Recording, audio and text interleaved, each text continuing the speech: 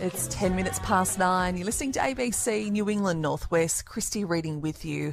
Nice to have you on board this morning. Now, we heard earlier the Quirindi Advocate marks 100 years since the first edition rolled off the printing press. We heard earlier from the owner of Quirindi Printing and Publishing Media, Jocelyn Rose, about the history of the paper and today's celebrations.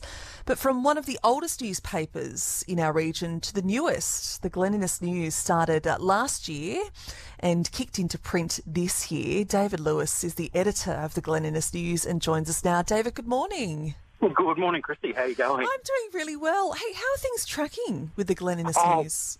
Look, some days it feels like 100 years, but we haven't quite got there yet.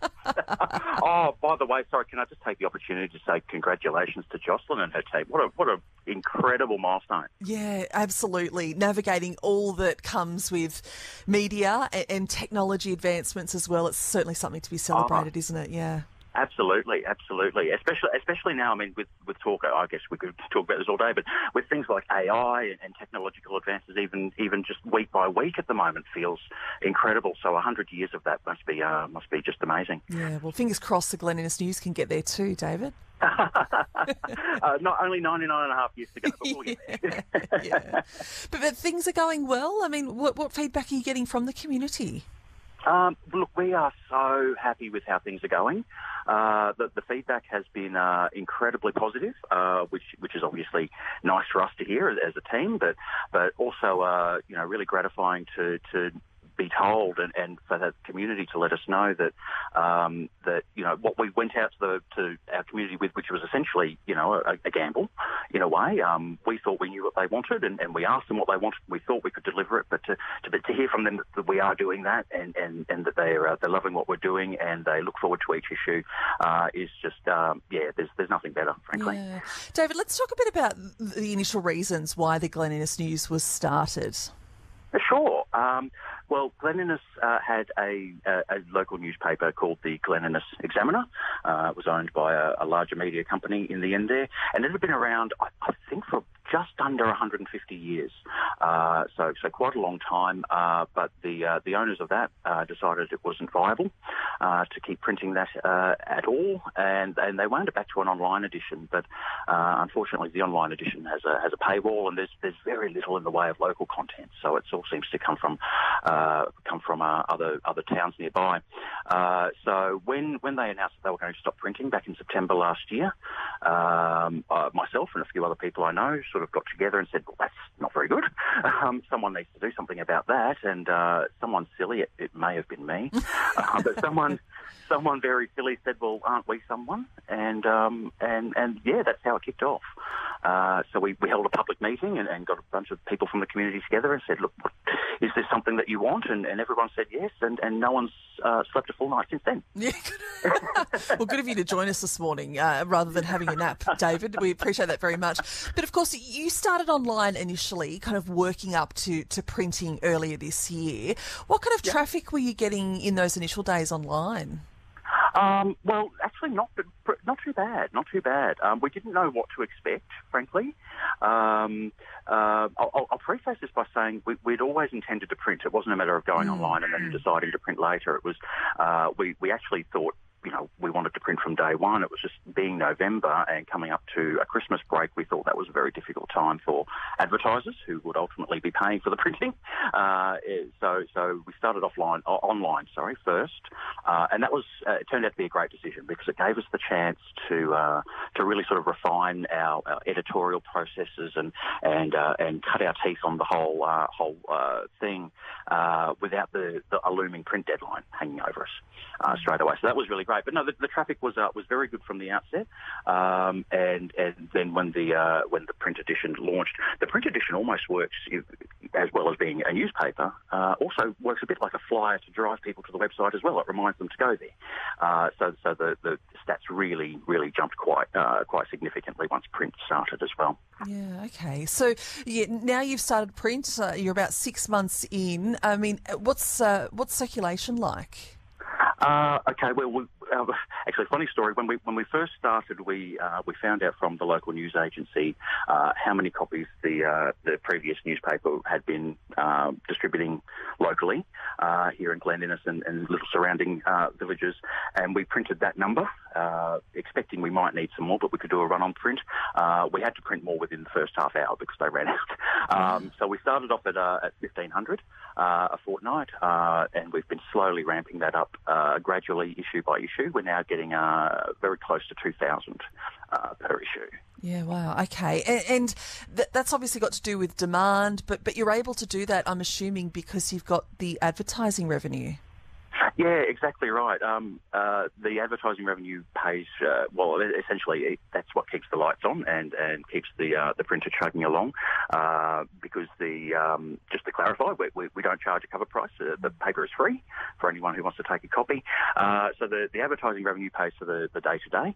And then we've been very lucky, very grateful to receive a number of fairly significant donations from local community groups and service clubs and things who love what we're doing and want to support it. And so that sort of thing allows us to expand what we do or build our capacity to do it better, I guess. So, buying things like, nice cameras instead of using our crappy old smartphones to get photos and things like that. That's how we pay for those things. Yeah, okay. David Lewis is with us this morning, editor of the Glen Innes News, joining us here on ABC New England Northwest.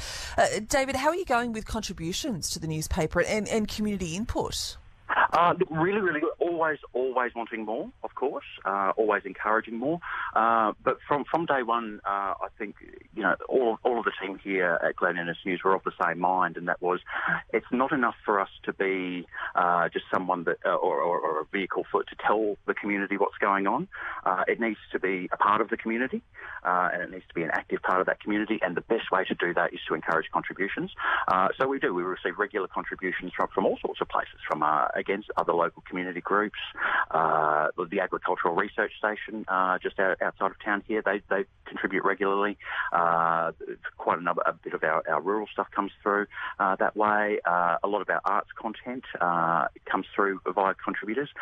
We've actually got a fantastic article in the edition that's out today, which will be on the streets in the next half hour or so, about it's an article written by a local wildlife carer. And, of course, being here in Glen Innes, you can't imagine that she would have found a pelican in her driveway. But it's a story about that and how he came to sort of be a long way from home. And ultimately the story is talking about what it's like to be a wildlife carer and how rewarding that is. So, that sort of thing. A few journalists is great. We can tell you what's going on at the council, but, boring. That sort of story is just, that's really what we're about as well. And it just gives it such a great local human element, I feel. I've heard that Glen Innes Council's anything but boring at the moment, actually. David, I think they're certainly keeping us a lot of conversations. Yeah. Lots happening with rates and finances and things at the moment. But look, well, as I say, they keep us busy, but but yeah, look, it is what it is, isn't it? And it is. Excuse me, I'll try and form a sentence again. It is our job to tell those stories, and we do.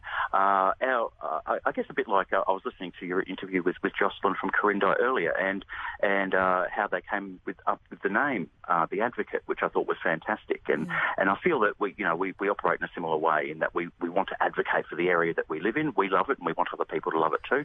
But that doesn't mean that there aren't some uncomfortable conversations that need to happen sometimes, like around rates and things. And so we'll do our very best to keep people informed about that as well.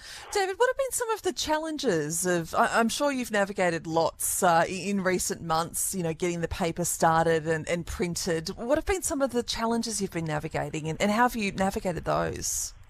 Oh, that's an interesting one because it feels like there's a challenge every day, but not significant challenges. Sure. Every day presents us with something like that. Actually, it's strange. Before we even started, there was some quite lengthy and deep conversations about what would happen when we're committed to a print issue. Well, what happens if there is no news?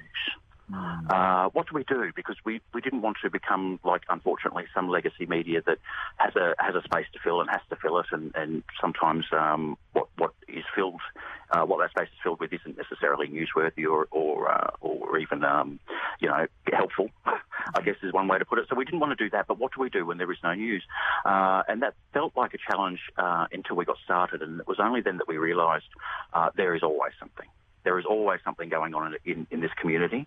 And actually a good friend of mine, and who was also a journalist, gave me a fantastic piece of advice, and he said, look, you never have to worry about that. Every single person that you meet has a story. It's just a matter of finding out what it is. And that has been the best advice I've ever received, and it is so incredibly true. There is never an issue with filling the pages. David, great to talk to you this morning and to check in on the Glen Innes news and how it's tracking in its early months of publication. Great to have you on board this morning. Thanks for joining us. No, thanks, Kristy. Always great to chat. Good on you, David. Thank you. David Lewis there, the editor of the Glen Innes News, joining us here on ABC New England Northwest. I'd love to hear from you this morning if you're picking up the Glen Innes News in town or when you're passing through. Let us know. 0467 922 684. It's 21 past 9.